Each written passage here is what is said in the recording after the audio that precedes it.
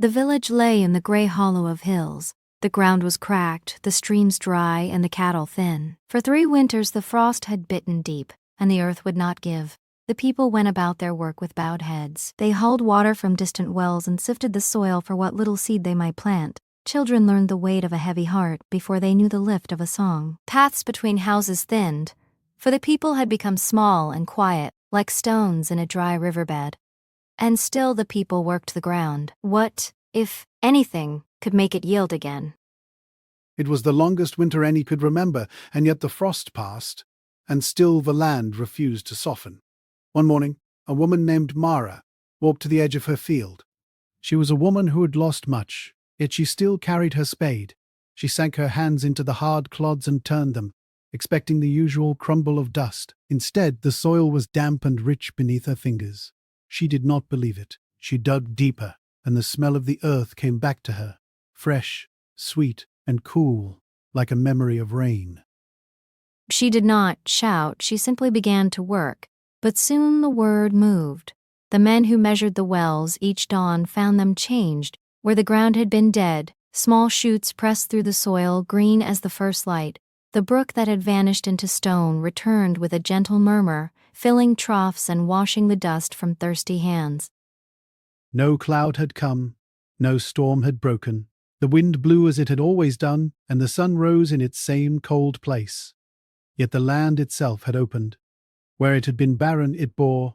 Where it had been silent, it answered. The people found what they needed for bread and broth, but they found no more. It was enough, and only enough.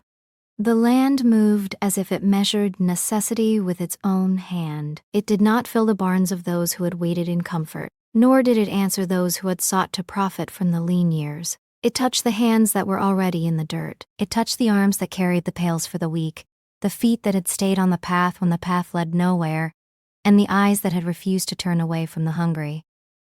None in the village could explain why the easing had come. The keepers of records looked for a cycle in the stars and found nothing. The men of law looked for a reason in the ledgers and found only debts. Some called it a trick of the light. Others said the earth was simply tired of its own hardness, but the hands that dug and the mouths that ate did not need an explanation.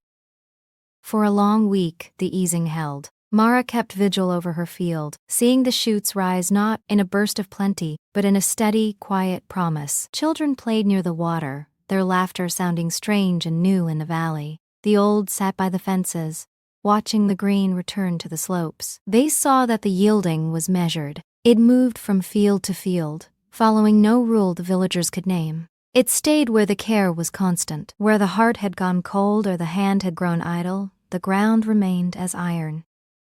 The change did not grow into a feast. It left no mark on the tallies of the world, but the village knew. Those who had stayed when it was easiest to leave saw that the world could bend in secret ways, that a gift could walk among them, quiet and unseen, and provide life where the world said there should be only ruin. They told their children in simple words, the land may be hard, the frost cruel, and the winter long, but keep your tools ready. And so it passed.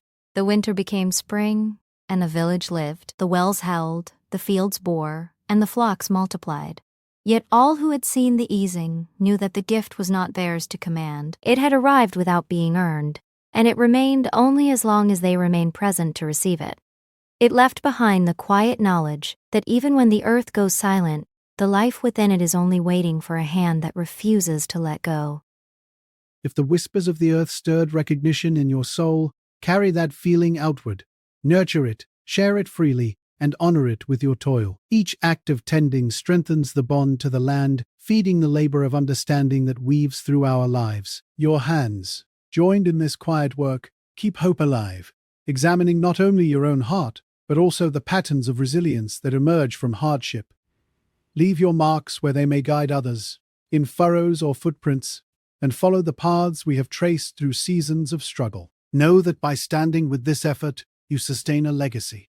Even when winter seems unyielding, life waits beneath the surface for those who refuse to turn away.